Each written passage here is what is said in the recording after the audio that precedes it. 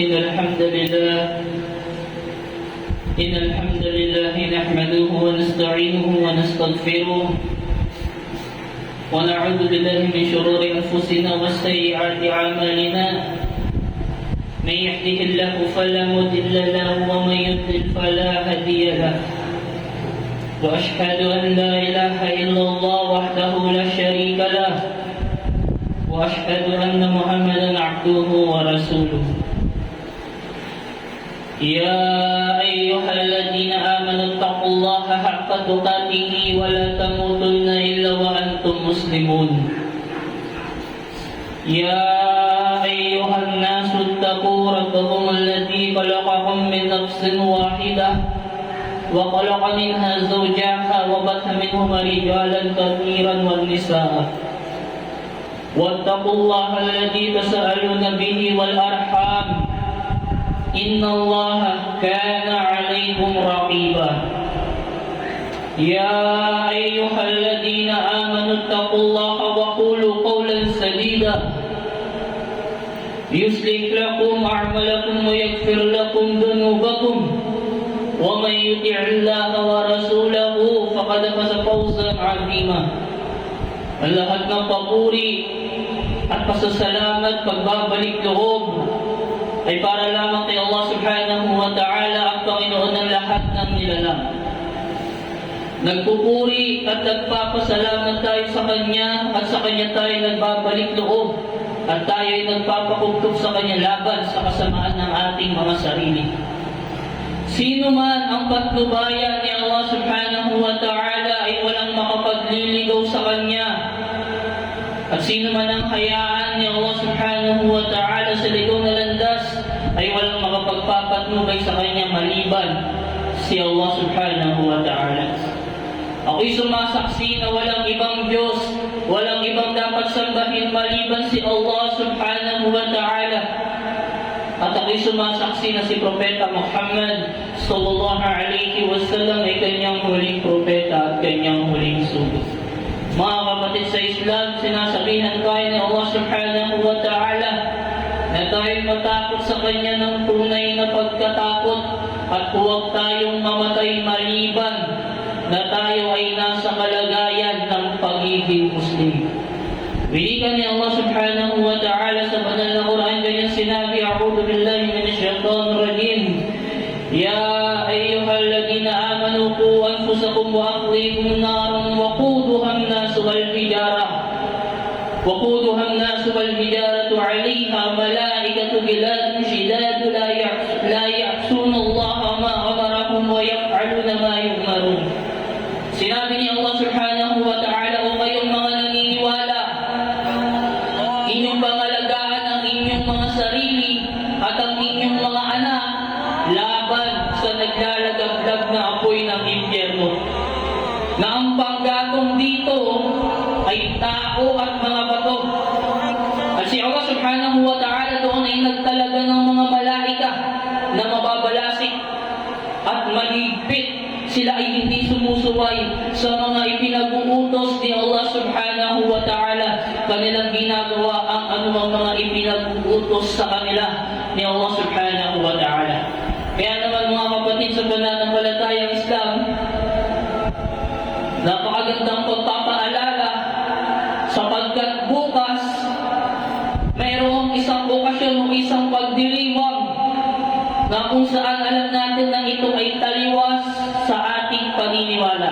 Paano natin ililigtas ang ating mga sarili at ang ating mga kamag-anak? Sinabi ni Allah sa banal na Quran, iligtas ninyo ang inyong mga sarili at ang inyong mga kamag-anak laban sa naglalagablag ng apoy ng impyerno.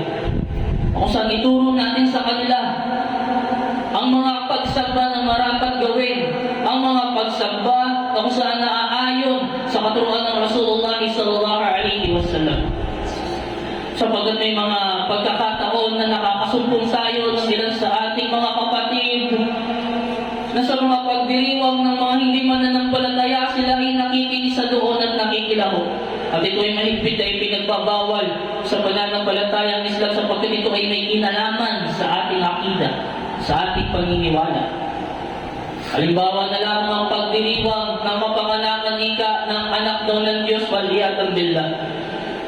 Kaya naman itong pagdiriwang na ito, marapat na pakaiwasan ng isang mananampalataya o ng isang Muslim, sapagkat kung siya ay hindi iwas dito, maaari niyang ikapahamak ito. Meron ako na-encounter na isang kababayan natin na nabigla siya, bakit daw sa atin walang Mother's Day, Father's Day, Valentine's Day. In fact, sa pananampalatayang Islam, ang Mother's Day at ang Father's Day hindi lang isang araw ipinagdiriwang, bagkus ipinag-utos pa ng Islam na sila ay pagsilbihan mo hanggang sa umabot sa kanila ang katandaang gulang.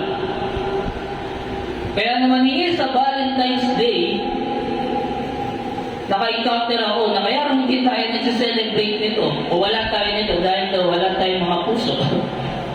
Alam natin na tayo ay nasa bansang Pilipinas. Pag sinabing Muslim, ang tumatatak sa isip ng tao, brutal, mamamatay tao. Ito ang naitanim sa kanilang kaisipan na kung saan taliwas sa katotohanan. Kaya naman mga kapatid, ang Rasulullah sallallahu alaihi wasallam mula Makkah, siya ay nagtungo mula sa Madina, nag-hijrah. Ilang years silang pinahirapan sa Makkah, sila ay nagtungo sa Madina. At sa Madina, inaabangan siya ng mga tao. Hinihintay siya ng mga tao doon. Mula sa otoridad ni Abdullah bin Salam, sinabi niya na ang Rasulullah sallallahu alaihi wasallam, nung dumating sa Madina, ako ay nagpunta. Pumunta siya para masilayan niya ang Rasulullah sallallahu alaihi wasallam at upang yakapin ang pananampalatayang Islam. Sabi niya, nang makita ko ang pagmumukha o ang itsura ng Rasulullah sallallahu alaihi wasallam ng malinaw, ang kanyang mukha o ang kanyang aura, ay masasabi ko na hindi ito itsura ng isang sinungaling. Ibig sabihin, wala sa bakas ng itsura niya, wala sa palatandaan na makikita sa aura niya na ang Rasulullah sallallahu alaihi wasallam ay isang masamang tao. Bagkus sinabi niya, فَكَانَ أَوَلَ شَيْءٍ سَمِعْتُهُ تَكَلَّمَ بِهِ أَنْ قَالَ, ang una kong narinig sa kanya, na sinabi ng Rasulullah sallallahu alaihi wasallam, Ya ayyuhan nas, o mga tao, afshus salam, wa atmimut ta'am, wasilul arham, wa salu bil layli wal nasu niyamun tadkhulul jannati bis salam. Sabi ng Rasulullah sallallahu alaihi wasallam, o mga tao, ipalaganap ninyo ang pagbati ng salam, ng kapayapaan, ipalaganap nyo at pagpakain kayo sa mahihirap. Huwag putulin ang ugnayan sa pagkakamag-anakan at magdasal kayo sa gabi kapag natutulog na ang mga tao at ikaw ay papasok sa paraiso ng may kapayapaan. Ito ang lumabas sa pananalita ng Rasulullah sallallahu alaihi wasallam matapos siyang pahirapan sa Makkah at kung siya'y nagtungo sa Madina. Kung siya ay isang normal na tao lang, malamang nagreklamo siya pagdating doon sa Madina. Pero ano ang lumabas sa kanyang bibig? Nag-utos ng kabutihan. Ipalaganap niyo ang kapayapaan. Magpakain kayo sa mahihirap. Huwag niyong putulin ang pagkakamag-anakan at magdasal kayo sa gabi upang kayo ay pumasok sa paraiso ng may kapayapaan. Mga kapatid sa pananampalatayang Islam, bukas ay February 14. Tinatawag na pagdiriwang o isang pinangalanan na Valentine's Day. Marami sa ilan sa ating mga kapatid na nakikilahok sa pagdiriwang na ito. In fact, hindi lang dito, maging sa ibang mga pagdiriwang pa ng ilan sa mga kaibayo natin sa pananampalataya. Kaya naman mga kapatid, gusto ko sabihin o bigyan diin, bigyan linaw na itong pagdiriwang na ito ay napakalaking salungat sa ating pananampalataya at hindi dapat makiisa ang mga Muslim dito o ang mga mananampalataya. Nang Rasulullah sallallahu alaihi wasallam dumating sa Madina, naabutan niya ang mga tao doon na sila ay mayroong dalawang pagdiriwang. Ngunit nang dumating ang Rasulullah sallallahu alaihi wasallam, tinagtanong niya kung ano nga ang kahalagahan ng ipinagdiriwang niya na ito. Pero si Allah subhanahu wa ta'ala, pinalitan niya ang pagdiriwang na ito ng dalawang pagdiriwang. فَقَدْ أَبْدَلَكُمُ اللَّهُ بِهِمَا خَيْرًا مِنْهُمَا,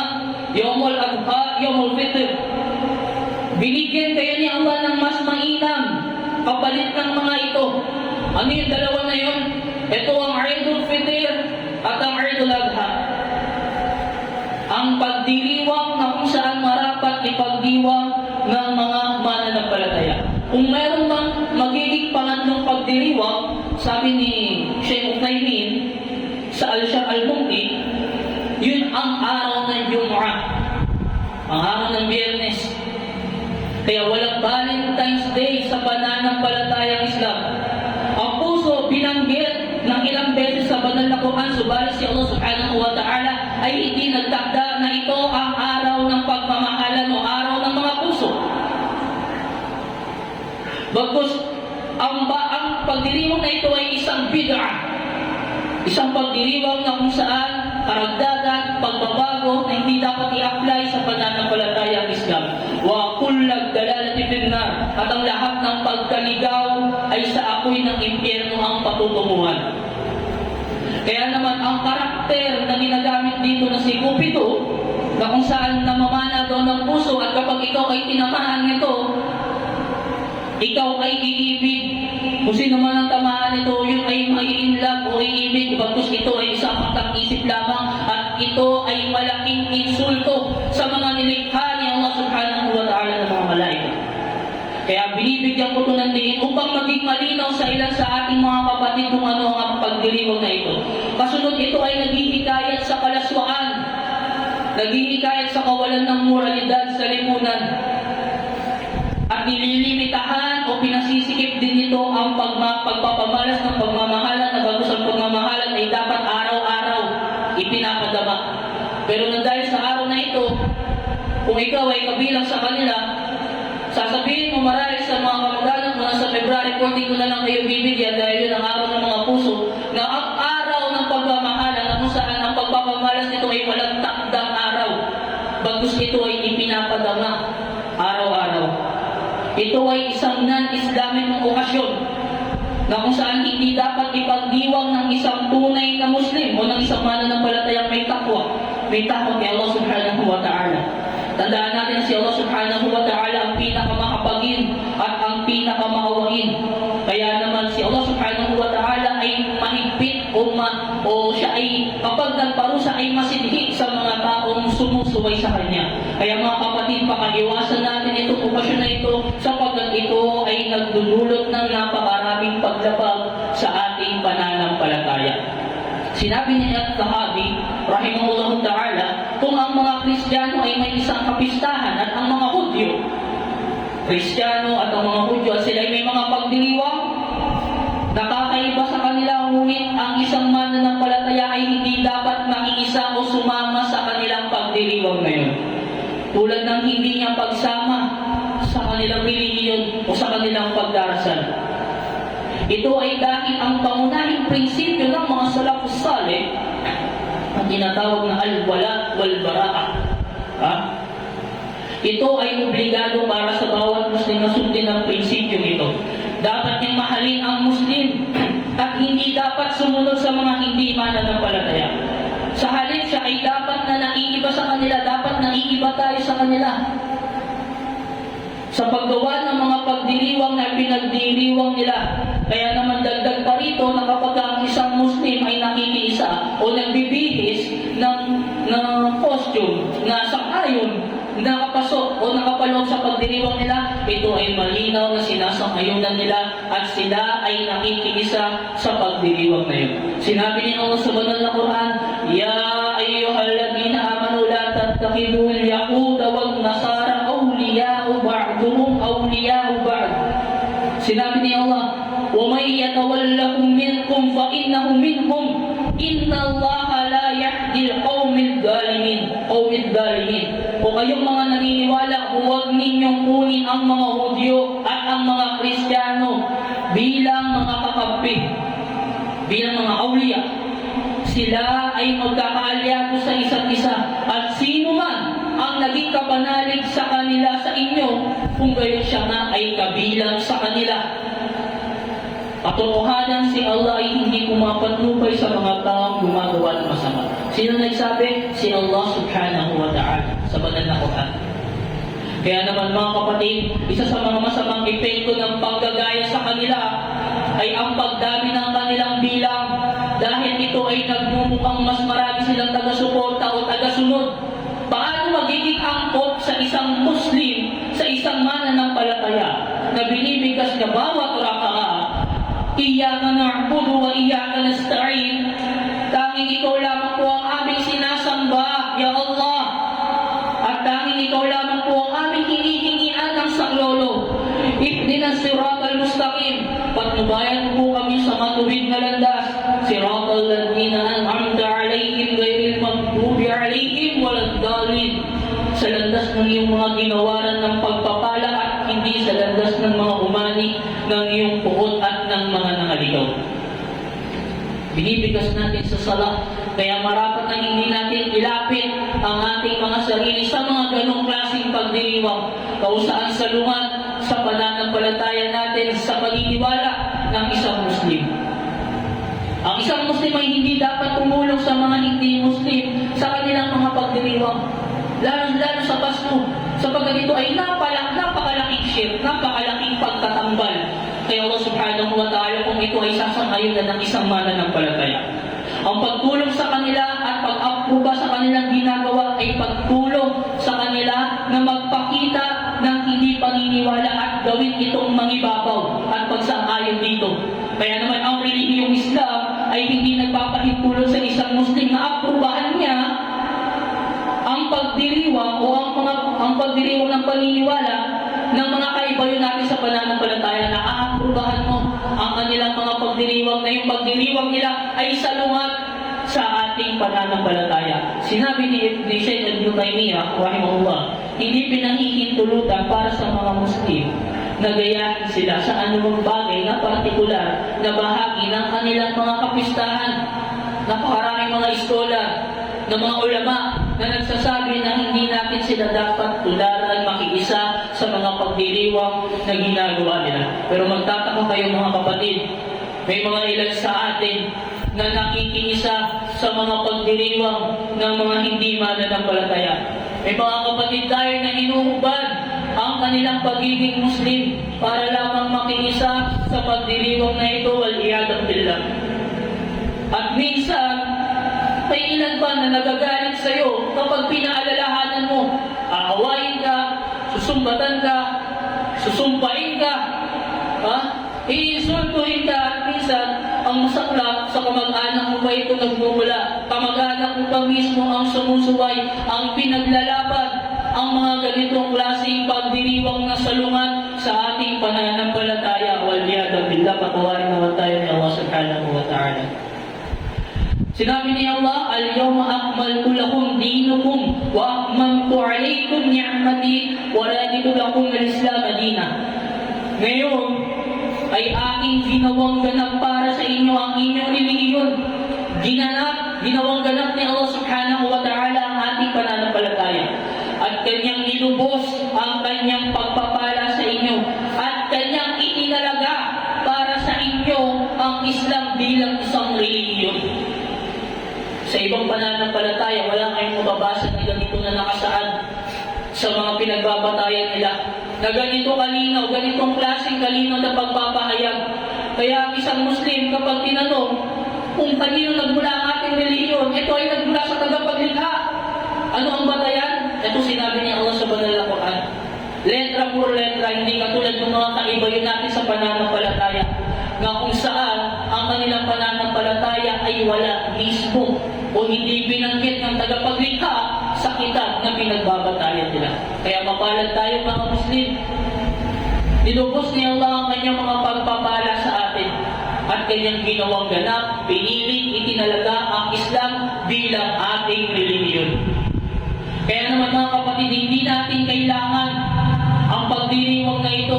Sa isang ulat, sinasabi nito, La tadkhulul jannah hatta tu'minu wa la tu'minu hatta tahabbu aw wala adullukum ala shay'in idza fa'altumuhu tahabbtum afshus salama bainakum.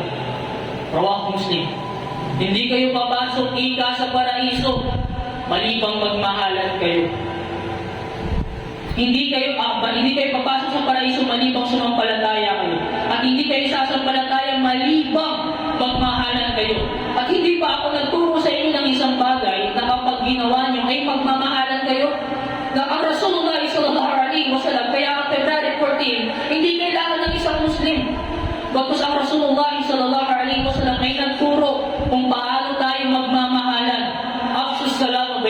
ipalaganap niyo ang pagbati ng kapayapaan sa pagitan ninyo. At kapag ito ay ginawa niyo, magmamahalan kayo. Kaya malinaw na ang February 14 ay hindi kailangan ng isang mananampalataya, ng isang Muslim. Bagkus ang Islam ay nagtuturo ng pagmamahal sa kapwa kahit na ito ay hindi pa mananampalataya. Kaya naman, pagdating ng kapag dumating ang kaganapan, si Iblis ay magsasalita sa mga tao. Ano sasabihin niya? Ito yung mababasa natin sa Suratul Ibrahim, ang aya ay 22. Katotohanan si Allah ay nangako sa inyo ng isang pangako ng katotohanan. Sasabihin ni Iblis. At ako ay nangako rin. Ngunit ako ay nagtaksil sa inyo. Wala akong karapatan sa inyo. Ako ay nag-anyaya sa inyo. Ngunit kayo ay tumugon lamang sa akin. Sasabihin niya. Inimbitahan ko lang kayo. Ngunit tinugunan niyo ang pag-imbita ko sa inyo. Huwag ninyo akong sisihin pagkus ninyong sisihin ang inyong mga sarili. Hindi ko kayo matutulungan at hindi nyo rin ako matutulungan. Katotohanan aking itinatakwil ang inyong ginawang pagtatambal sa akin kay magkanoon. Katotohanan para sa mga mapaggawa ng kamalian. Sa kanila nga ay walang makatutulong at para sa kanila ay isang mahapding parusa. Kaya naman, qala inni bari'un minka inni akhafullaha rabbal alamin. Sasabihin niya, ako ay walang kasalanan sa iyo. Tunay na ako ay inosente sa iyo. Kahit ako ay natatakot sa Panginoon ng lahat ng mga nilalang. Yun ang kanyang sasabihin. Kaya kapag dumating ang tagpo na ito, labis na pang ihinayang ang mararamdaman ng isang mananampalataya na sumunod sa kanya. Sapagkat siya ay iniwan sa ere, sapagkat siya ay hindi tinulungan nang nag-imbita sa kanya sa mga ganitong klaseng kasamaan. Kahit ako ay natatakot kay Allah, wala akong kakayahan sa iyo. Kahit ako di mo ako matutulungan. Bahala ka sa sarili mo, yan ang sasabihin niya pagdating sa araw na yun. وأقول قولي هذا وأستغفر الله لي ولكم ولسائر المسلمين من كل ذنب فاستغفروه إنه هو الغفور الرحيم.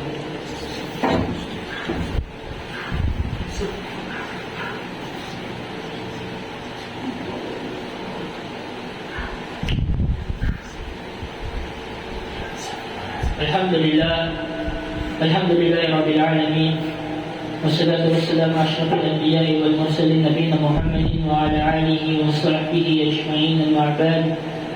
السلام عليكم ورحمة الله وبركاته mga kapatid. Sinabi ni Allah subhanahu wa ta'ala sa banal na Quran na kung saan hindi pa naman huli ang lahat at ang tao habang nabubuhay pa siya may pag-asang magtauba, magbalik loob kay Allah subhanahu wa ta'ala. Ito ang pagbabalik loob, ang lawak ng kapatawaran ni Allah subhanahu wa ta'ala ay napakalawak. Marapat na hindi natin itong paiksiin, paliitin sa mga ilan nating mga kapatid na nakagagawa ng mga paglabag sa ating pananampalataya o laban sa kanilang mga sarili. Pagkus pinaalalahan ng una ang ating sarili. Na may pagkakataon na kapag ilan sa ating mga kapatid nakagawa ng mga paglabag, may pagkakataon na sa sobrang taas ng pananampalataya ng isang tao, sinasaraduan niya ng toba ang kanyang kapatid. Na imbis na ito ay kanyang payuhan, turuan, iparating ang tamang katuruan, may mga ilan sa atin na ang toba masyadong pinasisikip. Pero ang pagbabalik loob, ang awa ni Allah subhanahu wa ta'ala ay napakalawak. Marapat lamang na tayo magbalik loob sa Kanya bago tayo abutan ng kamatayan. Sinabi ni Allah sa banal na Quran, Ya ayyuhalladhina amanu tubu ilallahi tawbatun nasuha asa rabbukum ay yukaffir ankum sayyi'atikum wa yadkhilukum jannatin tajri min tahtiha al-anhar. Sinabi ni Allah sa banal na Quran, kung kayong mga naniniwala, magbalik loob kayo ng tapat ng pagsisisi at papawiin o tatakpan, buburahin ni Allah subhanahu wa ta'ala o ng inyong Panginoon mula sa inyo ang inyong mga masasamang gawa. At kayo ay kanyang papapasukin sa mga hardin na sa ilalim nito ay may mga ilog na umaagos. Kaya naman mga kapatid, marapat na tayo ay magbalik loob kay Allah. At tayo sinasabihan ni Allah na tayo magbalik loob sa Kanya. Hindi naman tayo tinataboy ni Allah subhanahu wa ta'ala. Ipakinitikayat pa tayo na magbalik loob sa mga kasalanan na nagagawa natin. Sinabi niya Allah sa banal na Quran, "Wa tubu ila Allah jami'an ayyuhal mu'minuna la'allakum tuflihun." At magbalik loob ka kay Allah, o kayong lahat, magbalik loob kayo kay Allah o kayong mga naniniwala upang sakaling kayo ay magtagumpay. Sa isang hadith na naiulat, وعن أبي هريرة رضي الله عنه قال سمعت رسول الله صلى الله عليه وسلم يقول, mula daw kay Abu Hurairah radiyallahu anhu, narinig niya si Propeta Muhammad sallallahu alaihi wasallam na kanyang sinabi, wallahi, sumpaman kay Allah, inni la astaghfirullah wa atubu ilayhi fil yawmi akthara min 70 marah. Mula kay Abu Hurairah radiyallahu anhu, narinig niya ang Rasulullah sallallahu alaihi wasallam. Sabi ng Rasul sallallahu alaihi wasallam, sumpaman kay Allah, ako, sabi niya, ay humihingi ng kapatawaran kay Allah at nagsisisi sa Kanya ng higit pa sa 7 beses sa isang araw. Sa commentary, sa Riyadhus Salihin, sinasabi rito, ito ay paghihikaya ng paghingi o pagbabalik loob natin kay Allah subhanahu wa ta'ala. Nahingin natin ng kapatawaran mula kay Allah subhanahu wa ta'ala. Bakit? Maging ang Rasulullah sallallahu alaihi wasallam, ang kanyang kasalanan noon at yung mga magagawa pa niya ay pinatawad na ni Allah subhanahu wa ta'ala. Ngunit siya pa rin ay walang kumpay na humihingi ng kapatawaran kay Allah. So paano pa kaya tayo na hindi natin tiyak ang mga magagawa pa natin na kasalanan sa mga darating na oras? Kaya naman, sa isang riwaya, sinasabi rito, afrahu bitawbati abdihi min ahadikum saqata ala dha'irihi wa qad adbalatu fil ardi fala. Si Anas bin Malik, sabi niya, siya ay alipin ng Rasulullah sallallahu alaihi wasallam. Sabi ng Rasul sallallahu alaihi wasallam, katotohanan si Allah ay higit na natutuwa sa pagsisisi ng kanyang alipin kaysa sa isang tao na wala ang kanyang kamelyo sa isang disyerto at pagkatapos ito ay kanyang natagpuan ng hindi niya inaasahan. Sapagkat sa Arab, may kasabihan daw na kapag sa disyerto na wala ang kamelyo mo, yun ay katapusan mo na raw. Kaya naman, mas matindi ang tuwa ni Allah subhanahu wa ta'ala sa isang alipin na nagbalik loob kaysa dun sa tao na natuwa na nawalan ng kamelyo sa disyerto at bigla niyang nakita ang kanyang kamelyo na hindi niya inaasahan. Ang tauba ay nangangahulugan ng pagbabalik kay Allah mula sa ating mga kasalanan. Kapag ang isang tao ay nakagawa ng kasalanan, lumalayo siya kay Allah. Kapag siya ay nagsisisi, siya ay bumabalik kay Allah subhanahu wa ta'ala at nagnanais na mapatawad siya ni Allah subhanahu wa ta'ala. Ang pagbabalik na ito sa kanya ay tauba. Kapag sinabi na si Allah subhanahu wa ta'ala ay bumabalik sa kanya, nangangahulugan lang na tinatanggap ang kanyang pagsisisi. Kaya naman marapat na ano man ang mga nagawa nating pagkukulang, kasalanan, na ito ay pagbalik looban natin kay Allah subhanahu wa ta'ala sapagkat hindi natin tiyak kung kailan tayo aabutan ng kamatayan. Lastly, sa isang kitab, sinasabi rito sa pinamagatang Nawaqid al-Islam, sinasabi sa unang pahina, "A'lam anna min aqdami nawaqid al-Islami 'ashara. Al-awwal, ash-shirku fi ibadatillahi ta'ala." Alam niyo ang ika, ang 10 pinakamalalaking nagpapawalang bisa ng pagiging Muslim, nagpapawalang bisa sa pananampalatayang Islam. Ang una ron, ang pagtatambal kay Allah subhanahu wa ta'ala, ang shirk. Kaya mag-ingat tayo sa mga pagdiriwang na ginagawa nila. Bagkus minsan yung mga pagdiriwang na ginagawa nila, yun ay may kinalaman sa ating paniniwala kay Allah subhanahu wa ta'ala. Qala Allah ta'ala, "Inna Allah la yaghfiru an yushraka bihi wa yaghfiru ma duna dhalika liman yasha." Katotohanan, si Allah subhanahu wa ta'ala ay hindi nagpapatawad sa isang nagkasala ng pagtatambal sa Kanya. Ngunit Kanyang pinatatawad ang anumang kasalanang mababa roon ay sariya. Kaya naman kapag ang isang tao na nakagawa ng pagtatambal at siya'y nagbalik loob pa kay Allah at siya'y inabutan ng kamatayan na sumasamba kay Allah, siya ay patatawarin ni Allah at siya'y makapapasok sa paraiso. Pero ang tao na inabutan ng kamatayan na nasa kalagayan ng pagtatambal kay Allah, faqad haramullah alayhi al-jannah, sa kanya nga ipinagbawal ang paraiso ni Allah at ang kanyang magiging tirahan ay ang apoy ng impyerno. Lastly mga kapatid, bilang pagpapatunay Sa hadith Qudsi, napakalaki ng pagpapatawad ni Allah subhanahu wa ta'ala. Sinasabi rito, عن أنس بن مالك رضي الله عنه قال سمعت رسول الله صلى الله عليه وسلم يقول قال الله تعالى يا ابن آدم إنك ما دعوتني ورجوتني غفرت لك على ما كان منك ولا أبالي.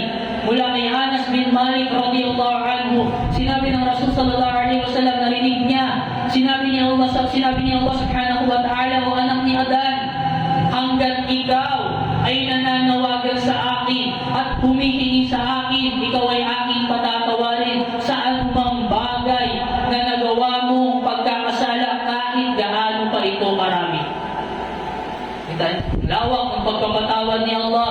Ya Ibn Adam, law balagat dhunubuka ala as-sama'i tumastaghfartani ghafartu lak.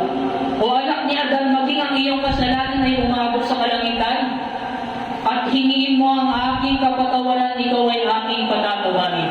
Ya Ibn Adam, law ataytani bi qurabil ardi qataya thumma likatani la tushrika bihi shay'an la ataytuka bi qurabiha maghfirah. O anak ni Adam, kung ikaw ay pupunta sa akin, ikaw ay darating sa akin nang ikaw ay may pagkakasalang kasinlaki ng mundo, at pagkatapos ikaw ay umalak sa akin na hindi mo ako ipinagtambal ng pagsamba. Yun ang unang kondisyon. Dapat hindi mo ipinagtambal ng pagsamba si Allah subhanahu wa ta'ala. Ikaw ay aking pagkakalooban ng kapatawaran na kasinlaki nitong mundo. Kaya naman mga kapatid, hinihikayat tayo na magbalik loob at hikayatin natin ang ilan sa ating mga kapatid na magbalik loob kay Allah subhanahu wa ta'ala. Maging ang aking sarili pinaalalahanan ko, sapagkat sa mga kasalanan dito sa mundo, hindi tayo nakakaligtas. Pero ang pinakamainam sa mga nagkakasala, siya na nagbabalik loob kay Allah subhanahu wa ta'ala. Qala Allah ta'ala, قُلْ يَا عِبَادِيَ الَّذِينَ أَسْرَفُوا عَلَىٰ أَنفُسِهِمْ لَا تَقْنَطُوا مِنْ رَحْمَةِ اللَّهِ إِنَّ اللَّهَ يَغْفِرُ الذُّنُوبَ جَمِيعًا إِنَّهُ هُوَ الْغَفُورُ الرَّحِيمُ. Sabihin mo sa aking mga alipin, Muhammad, sabihin mo sa aking mga alipin na nagbalabis, na nagsayang ng paggawa ng mga kasalanan laban sa kanilang mga sarili.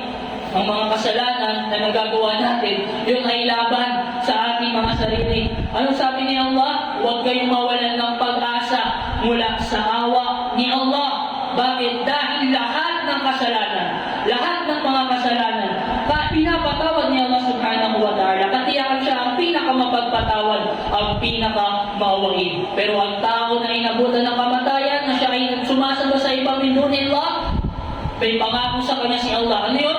Ang naglalagablag ng apoy ng impyerno. Kaya ang tao, pag pinapasok sa impyerno, kanyang sasabihin, وَقَالُوا لَوْ كُنَّا نَسْمَعُ أَوْ نَعْقِلُ مَا كُنَّا فِي أَصْحَابِ السَّعِيرِ. Kung ako sana ay nakinig at ginamit ang aking isip, hindi sana ako napabilang sa mga kasamahan ng naglalagablag ng apoy ng impyerno. Kaya ibadallah sallu ala nabiyyakum fa inna Allaha ta'ala amara bidhalika haythu qala inna Allaha wa malaikatahu yusalluna ala nabi ya ayyuhalladhina amanu sallu alayhi wa sallimu taslima.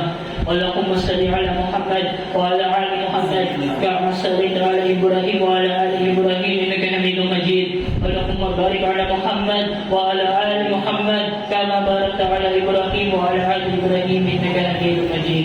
Allahumma ansurhum fi Palestine. Allahumma ansurhum fi Palestine. Allahumma ansurhum fi Palestine.